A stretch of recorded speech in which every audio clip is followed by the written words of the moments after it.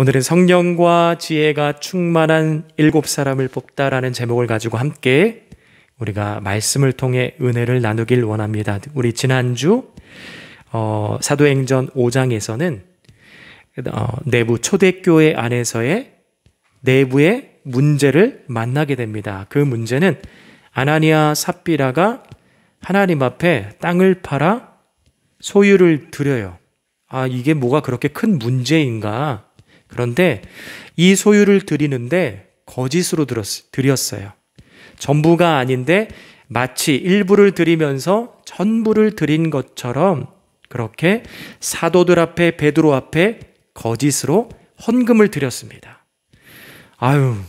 그럴 수도 있지. 그렇게 우리가 생각할 수 있지만 이 문제는 결코 가벼운 문제가 아니다. 우리의 생각과 시선으로 볼 때는 참 이게 가벼운 문제처럼 보이지만 결코 가벼운 문제가 아니다. 그러면서 칼빈이라는 사람은 이 부분에 대해서 5가지를 가지고 지적을 합니다. 첫 번째, 그 죄가 어떤 죄냐?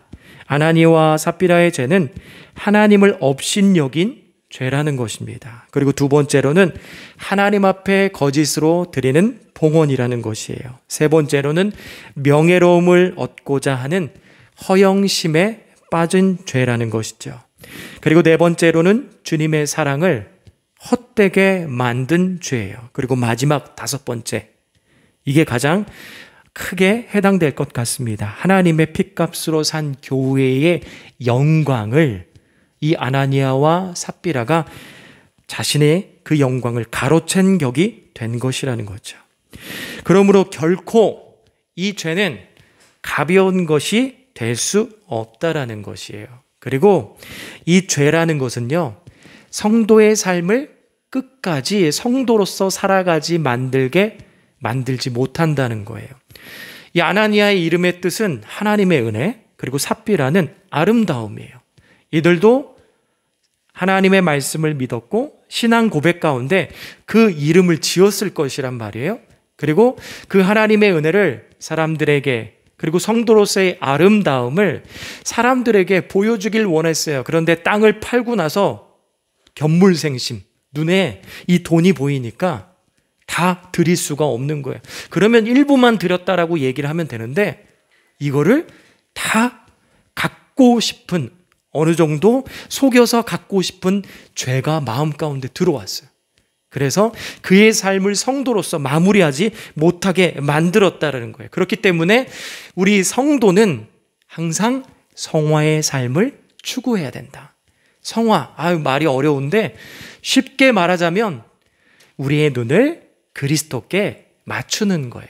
항상 내가 어디 있든지 간에 에덴 동산 중앙에 있는 이 아담과 하와가 선악을 알게 하는 나무를 바라보면서 자신이 피조물이라는 것을 기억했던 것처럼 우리가 하나님을 딱 바라볼 때 어디에 있든지 간에 말씀을 바라보고 하나님을 바라볼 때 그래, 나는 하나님께서 지으신 피조물이지, 그걸 기억하라는 거예요. 그럴 때 하나님의 성품이, 우리가 아까 찬양한 대로 나의 성품이 될 수 있는 것입니다.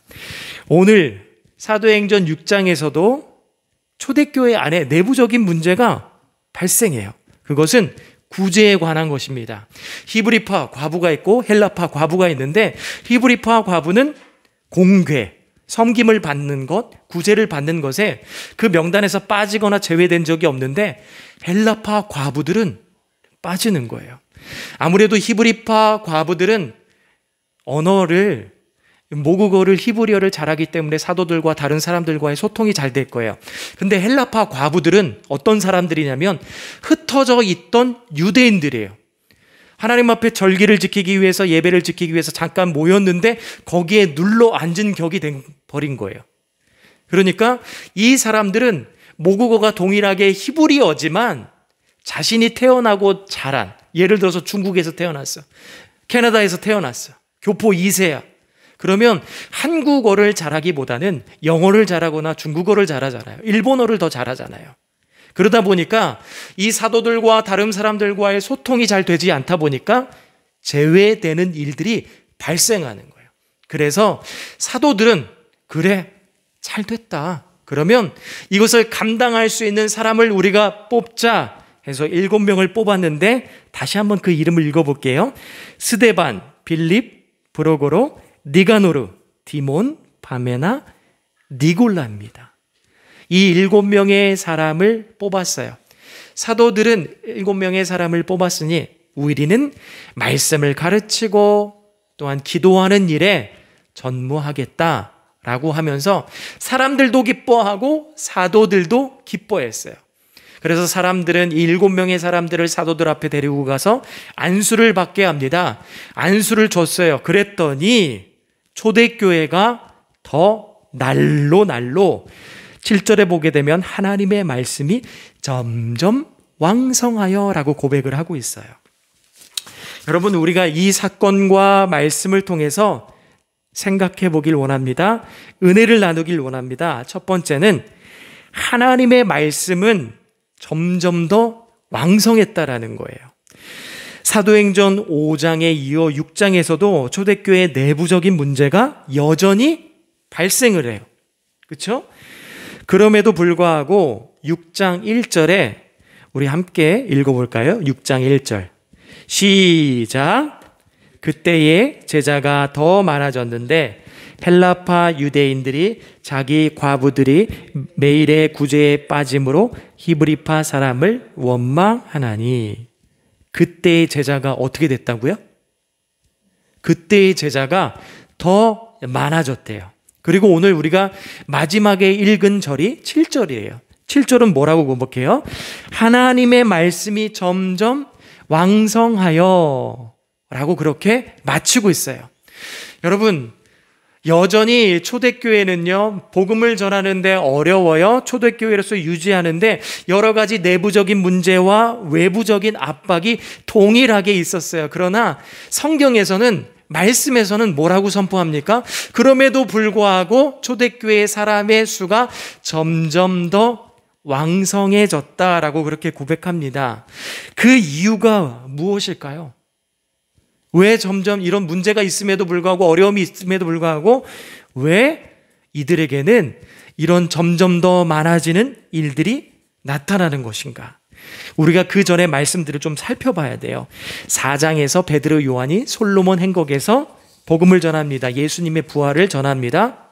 그것 때문에 공회 앞에 감옥에 갇히게 됩니다.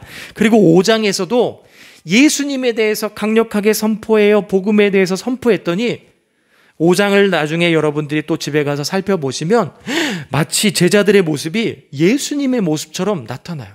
병든 자를 고쳐요. 귀신 들린 자를 귀신으로부터 자유롭게 만들어 줍니다. 근데 이런 사도들의 모습을 누가 시기하냐면 대제사장, 종교 지도자들이 시기해요. 그래서 이들을 어떻게 하냐면 다시 한번 또 데리고 와서 감옥에 가두게 되는데 그날 밤 주의 사자가 나타나 그 옥문을 열어요. 그래서 그 자리에 나왔어요. 그러면 내가 나왔잖아요. 감옥에서 나왔잖아요. 그렇다면 나라면 복음을 전하는 일에 갇혀졌기 때문에 내가 감옥에 들어갔으니까 잠깐 내 몸을 피신했다가 조금 안정이 되거든 가서 복음을 전하든지 아니면 또 다른 일을 하겠어요. 나라면. 그런데 이때에 성령에 충만한 사도들은 어떻게 했느냐? 여러분 5장 25절 제가 한번 읽어볼게요. 25절, 26절에 보게 돼 25장 25절에 보게 되면 사람들이 와서 알리되 보소서 옥에 갔던 사람들이 이 성전에 서서 백성을 가르치더이다 하니. 어떻게 했어요? 다시 성전에 서서 하나님의 말씀을 가르치는 일을 멈추지 않았어요. 그래서 성전 맡은 부하들이 가서 이 사도들을 잡아오게 됩니다. 잡았더니 좀 두려워하거나 무서워해야 되는데 그런 모습은 전혀 없어요. 왜 이런 일들을 하느냐라고 했더니 다시 한번 나무에 달린 예수님에 대해서 이야기를 해요. 나무에 달려 예수님이 죽으셨다. 하지만 하나님이 살리셨다. 그러니 우리는 그 일 앞에 회개해야 된다라고 그러면서 강하게 선포합니다. 아주 이제 대제사장들과 종교 지도자들이 참다 못해서 이제 그 자리에서 죽이려고 했어요. 그때 누가 일어나냐면 가말리엘이 그 자리에서 일어납니다. 그리고 사도들을 잠깐 내보내요. 그리고 나서 이 종교 지도자를 향해서 이야기를 하는 거예요. 뭐라고 이야기하냐면 이 바울의 스승 가말리엘이 예전에 예루살렘에 이런 일이 있지 않았냐라고 하면서 드다가 그리고 갈릴리 유다가 많은 사람들 한 400명, 500명을 데리고 다녔다라는 거예요. 그러면서 예루살렘 성 안에 조그만하게 소동이 일어났었어요. 근데 이 드다가 죽고 나서, 갈릴리 유다가 죽고 나서 사람들은 다 흩어졌다라는 거예요. 그러니까 지금 이것도 예수님을 믿고 예수님을 전하는 이 일도 우리가 잠깐 시간을 두고 지켜보자. 너무 그렇게 화를 내지 말자 얘기를 하는 거예요. 시간을 두고 지켜보자. 그러면서 또 다음에 가말리엘이 의미심장한 얘기를 하는데 뭐라고 이야기를 하냐면 이것이 사람에게서 난 것이라면 흩어질 것이고 하나님에게서 난 것이라면 흩어지지 않을 것이다. 그리고 너희들이 하는 일이 하나님께서 난 일이라면 하나님을 방해한 일이 될 것이다. 가말리엘이 그렇게 의미심장하게 이야기를 하는 거예요. 여기서 우리가 힌트를 얻을 수 있어요. 이런 핍박과 초대교회 안에 압박이 있음에도 불구하고 왜 초대교회는 더 말씀이 왕성하여 더 교회가 성장하는 것인가? 여기에 힌트가 있는 거예요. 뭐냐면 예수님은 죽으셨어요? 부활하셨어요? 부활하셨어요. 살아계십니다. 그리고 이 사도들이 전하는 말씀은 사람에게서 난 것이에요? 하나님에게서 난 것이에요? 하나님에게서 난 것이에요. 사람에게서 난 것이 아니라 하나님에게서 난 것이에요. 그렇기 때문에 살아계신 예수님이 그 말씀과 함께 하기 때문에 그 말씀을 통해서 그 말씀을 들은 사람들은 인생이 전인격적으로 바뀔 수밖에 없는 거예요. 여기에 힌트가 있는 거예요. 왜 왕성할 수 있느냐? 하나님의 말씀은 사람에게서 난 것이 아니라 하나님께로부터 난 것이기 때문입니다. 여러분, 하나님께서 이 세상을 무엇으로 창조하셨죠? 창세기에 보게 되면 말씀으로 창조하였다. 흙도 땅도 빛도 이 모든 것도 말씀으로 창조하여 주시고 인간도 하나님께서 그의 생기를 불어넣어서 창조하셨어요. 창세기 2장 7절 이렇게 고백합니다. 여호와 하나님이 땅의 흙으로 사람을 지으시고 생기를 그 코에 불어넣으시니 사람이 생명이 되니라. 하나님께서 그 코에 생기를 불어넣었더니 활력을 불어넣었더니 그 사람이 되더라는 거예요. 그 피조물이 사람이 되었다. 그리고 요한복음 1장 1절에는 이렇게 고백하죠. 태초에 말씀이 계시니라. 이 말씀이 하나님과 함께 계셨으니 이 말씀은 곧 하나님이시니라. 이 말씀이 누구예요? 바로 예수님이에요. 그러면 이 창세기 말씀과 요한복음의 말씀을 우리가 합치면 이런 결론이 나오는 거예요. 예수님은 말씀 그 자체이고 지금도 여전히 말씀을 통해서 창조의 사역을 하고 계시다라는 거예요. 여러분, 그렇기 때문에 예수님께서 우리가 선택하여 의지를 가지고 이 자리에 나온 것 같지만 예수님께서는 여전히 우리 마음 가운데 말씀을 깨닫게 하고 알게 하시고 또한 그 말씀을 의지를 가지고 선택하게 만들어 가시는 창조 사역을 성령님과 함께 더불어서 하고 있는 거예요. 그래서 사람들이 주님 앞에 나와 예배 드릴 수 있는 것이죠. 여러분, 히브리서 말씀에 보게 되면요, 그 말씀은 활력이 있고, 여기서 활력은요 이꼬르 생기랑 똑같대요. 그리고 또 동일한 의미가 뭐냐면 에너지라는 거예요. 하나님의 말씀이 죽었다라면 그 안에서 활력을 얻거나 생기를 얻거나 에너지를 얻을 수 없을 것입니다. 그리고 드다와 갈릴리 유다가 그 지도자가 죽었을 때 다 흩어지고 없어져 버리는 것처럼 하나님의 말씀도 다 없어졌을 것입니다. 그러나 그 말씀은 활력이 있고 에너지를 주고 살아있기 때문에 우리는 여전히 그 말씀 가운데 반응할 수밖에 없는 것이죠. 여러분, 그러면서 이 활력 있는 말씀이 증거로서 나타납니다. 증거로서 성경에 보게 되면, 사도행전에 보게 되면 나타나지 않습니까? 하나님의 말씀이요, 막 돌파되기 시작해요. 첫 번째로는 제자들의 마음 가운데 이 말씀이 돌파됩니다. 4장 13절에 담대하게 베드로와 요한, 전에는 막 주저하고 하나님 말씀을 전하고 또 예수님을 따르는데 도망갔던 사람들이에요. 대제사장들도 그걸 다 알아요. 그런데 이들이 도대체 이의 스승 랍비가 누구이길래 이렇게 담대하게 말씀을 전하느냐라고 그렇게 반문해요. 사도행전 4장 13절에 보게 되면 이런 표현을 합니다. 학문 없는 범인들, 다시 말해 랍비와 스승을 제대로 만나지 못한 이들이 어떻게 이렇게 말씀을 아느냐라고 하는 거죠. 그것은 뭐예요? 하나님의 말씀이 그들 마음 가운데 돌파되었기 때문에 그런 일이 가능한 것이에요. 제자들에게만 돌파되었습니까? 흩어져 있던 이방인들, 유대인들에게도 말씀이 돌파되었는데, 여러분, ht어져 있던 이방인들, 그 헬라파 사람들이 흩어져면서 이방 문화를 접했어요. 이방 문화를 접하다라는 것은 그 범주 안에는요, 뭐가 들어가냐면 이방 종교, 이방 신도 해당이 되는 거예요. 근데 그 안에 그것을 보고 자라는 그들에게 그 마음에도 하나님의 말씀이 돌파가 됩니다. 그리고 여러분, 오늘 우리 사도행전 6장을 읽지 않았습니까? 6장 7절에 보게 되면 마지막에 이래요. 이렇게 고백합니다. 허다한 제사장의 무리도 이 도에 복종하니라. 누가 복종했다고요? 누구의 마음 가운데 말씀이 돌파된 거예요? 바로 제사장의 무리도 돌파가 되는 거예요. 제사장들은 원래 사도들을, 복음을 전했던 자들을, 예수님을 따랐던 자들을 옥에 가두는 사람들이었어요. 사람들의 입술 가운데 예수님의 이름을 지었던 사람들이에요. 이 당시 대제사장이 예루살렘 안에는 18,000명이 있었대요. 많이 있었죠. 그 사람들에게 하나님의 말씀이 돌파되기 시작한 거예요. 7장에는요, 스데반이 사람들에게 돌로 맞아 죽게 됩니다. 그 자리에 누가 있었냐면 사도 바울이 있었어요. 근데 이 사도 바울이 훗날 어떻게 되죠? 예수님을 믿었던 사람들, 예수님을 따랐던 사람을 핍박했는데 그 마음 가운데 말씀이 돌파되면서 본인도 말씀을 전하는 자의 삶을 살합니다. 그리고 8장에 보게 되면 빌립이 사마리아 땅 가서 복음을 전하는데 그 땅 안에도 말씀이 돌파돼요. 사마리아 사람들은요, 옛날에 여러분 튀기라는 단어를 들어봤어요?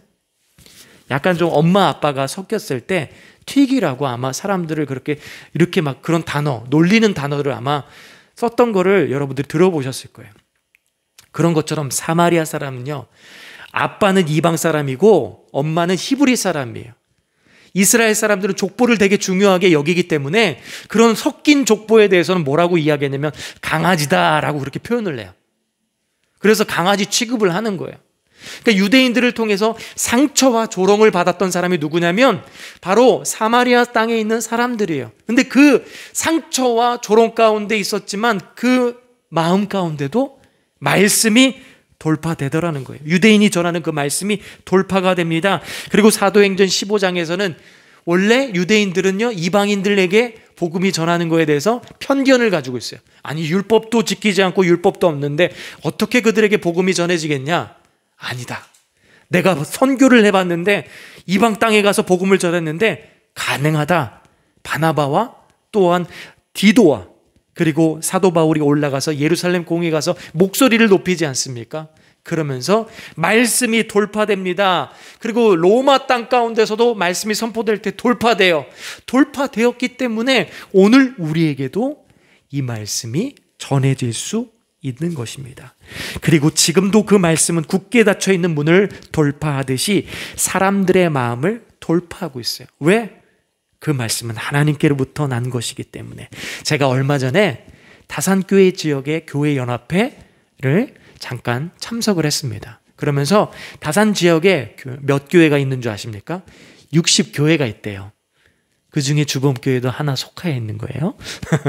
예, 아무튼 60교회가 있는데 그러면 적어도 교회 성도수를 합치게 되면 한 몇천 명은 될 거예요. 그렇죠? 근데 이 사람들이 지금 이 순간 우리가 예배하듯이 그들도 예배를 드릴 텐데 여러분, 그 한 사람 한 사람이요, 예전에 하나님의 말씀을, 예수님의 말씀을 잘 들었던 사람이었을까요? 물론 그런 사람도 있겠지만 대부분의 사람들이 어떤 사람이면 하나님의 말씀 앞에 고집을 부렸던 사람일 거예요. 그런데 그 말씀이 어떻게 해요? 그들 마음 가운데 돌파가 되는 거예요. 그래서 말씀이 믿어지고 지금 이 시간에 모여서 함께 예배 드릴 수 있는 것이죠. 이 말씀은 하나님께로부터 난 것입니다. 이 가치와 능력을 경험하는 저와 여러분이 되길 간절히 축복합니다. 여러분, 두 번째로는 불협화음이라는 것은 초대교회에만 있었던 것이 아니에요. 문제는 이렇게 내부적인 문제, 외부적인 문제가 초대교회에만 있었던 것이 아니라, 여러분, 수리아 안디옥에서 이방인 최초 안디옥 교회가 세워지는데 그 교회 담임 목사가 바나바예요. 그리고 제일 말단이 누구냐면 사도 바울입니다. 근데 이 두 사람을 짝을 맺어서 선교 여행을 보내죠. 1차 전도 여행은 잘 갔다 와요. 근데 2차 전도 여행 때 바나바의 생질 마가를 데리고 가는 그 문제 때문에 둘은 갈라서게 됩니다. 여러분, 초대교회만 문제와 불협화음이 있었던 것이 아니라 선교하는 일에, 그리고 수리아 안디옥 교회에도 이런 불협화음이 나타나는 거예요. 그리고 사도 바울이 고린도 교회를 세웁니다. 근데 고린도 교회 가운데 어떤 문제가 있었죠? 나는 개바파다, 나는 아볼로파다, 나는 그리스도파다, 나는 바울파다, 그러면서 분파가 나눠지는 모습들이 나타났어요. 그러니까 고린도 교회 안에서도 불협화음이 나타납니다. 필리포 교회 안에서도 불협화음이 나요. 처음에 개척 멤버였던 유오디아와 순드게가 같은 마음을 품지 않은 그런 불협화음이 나오게 됩니다. 여러분, 초대교회, 사도 바울이 세웠던 교회만 불협화음이 나오는 것이 아니라 지구상의 모든 교회에서, 지구상에 있는 모든 교회에서는 여전히 지금도 불협화음, 문제들이 나타나고 있어요. 왜 나타날까요? 죄에 대해서 자유로운 교회는 없기 때문이에요. 교회는 의인이 모이는 곳이기도 하지만 죄인이 모이는 곳이에요. 그렇기 때문에 불협화음이 날 수밖에 없는데, 이 죄라는 영역은 보이는 영역이에요? 보이지 않는 영역이에요? 보이지 않는 영역이에요. 물론 죄가 결과로 나타나고 보이긴 하지만 보이지 않는 영역에서 출발하기 때문에 보이지 않는 영역이다라고 그렇게 우리가 말할 수 있는 거예요. 근데 이 보이지 않는 영역을 누가 터치하고 누가 예리하게 만질 수 있을까요? 그것은 바로 말씀입니다. 여러분, 히브리서 4장 12절에 이렇게 고백해요. 하나님의 말씀은 살아있고 활력이 있어 좌우의 날섬 어떤 검보다도 예리하여 혼과 영과 및 관절과 골수를 찔러 쪼개기까지 하며 또 마음의 생각과 뜻을 판단하니라. 우리에게 아무리 예리한 칼이 있어요. 제사장에게 아무리 예리한 칼이 있고 의사에게 좋은 칼이 있다 할지라도 영과 혼을 예리하게 자를 수 있는 칼이 될까요? 안 되는 거예요. 그렇죠? 왜? 이 부분은 보이는 영역이 아니라 보이지 않는 영역이기 때문에 그래요. 근데 이 보이지 않는 영역을 누가 터치하고 예리하게 쪼갤 수 있대요? 말씀이. 그렇기 때문에 여러분, 모든 지구상의 교회가 불협화음이 일어나지만 그 불협화음이 잠잠할 수 있는 그곳 가운데 말씀이 선포되기 때문에 그래요. 하나님께로부터 난 말씀이 선포되기 때문에 불협화음을 화음으로 만들어 낼 수 있는 것이죠. 그렇기 때문에 이곳에서 하나님의 말씀이 선포돼야 돼요.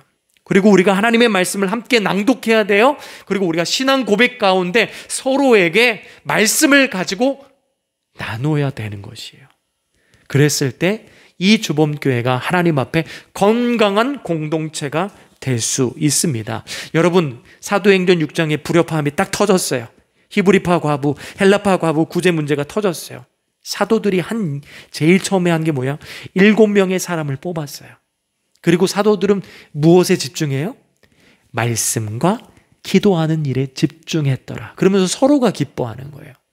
다시 원래 교회의 질서가, 전에는 사도들이 막 공개하고 사람을 구제하는 일에 사람이 부족하니까 본인도 같이 나서서 했단 말이에요.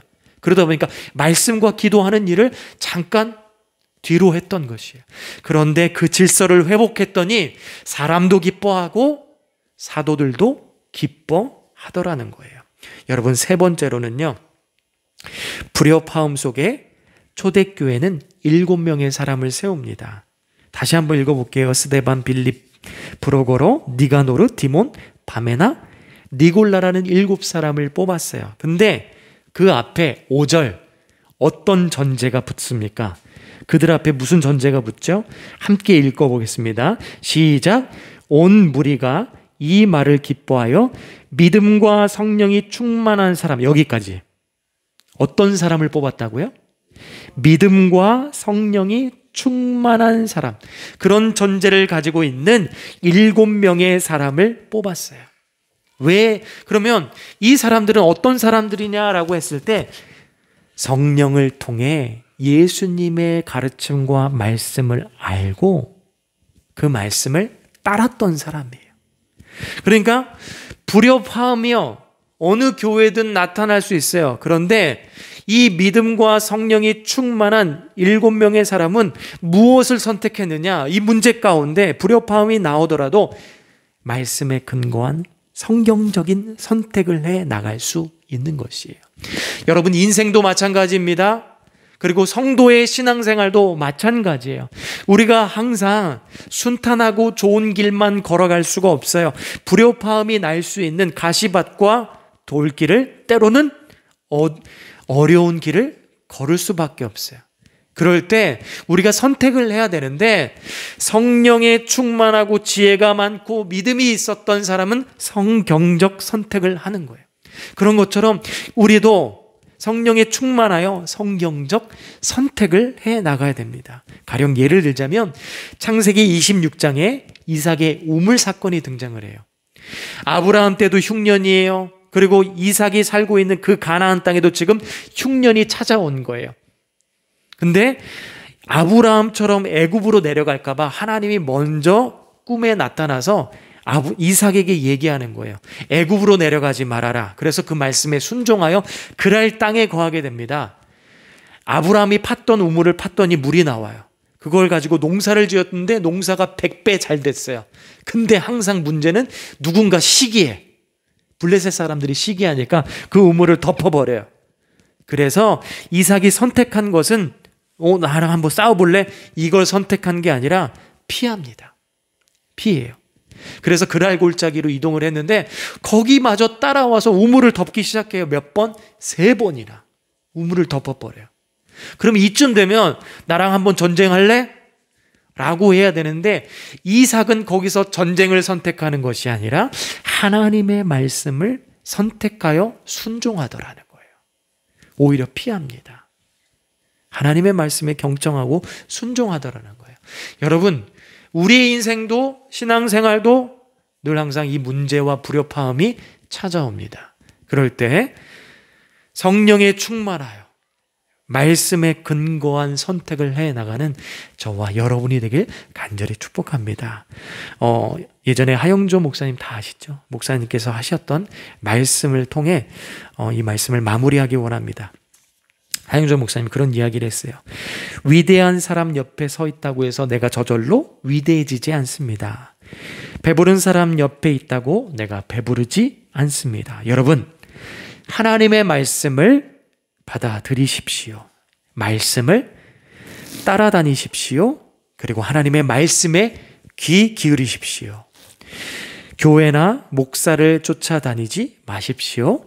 사람을 쫓아다니며 꼭 얻는 것이 있습니다. 그것은 실망과 상처입니다. 그러나 예수 그리스도를 따라가고 예수 그리스도를 바라보고 하나님의 말씀을 쫓으십시오. 여러분, 정말 하나님의 말씀을 따라가는 저와 여러분이 되길 간절히 축복합니다. 말씀을 마치도록 하겠습니다. 함께 말씀을 기억하며 함께 묵상하며 기도합니다.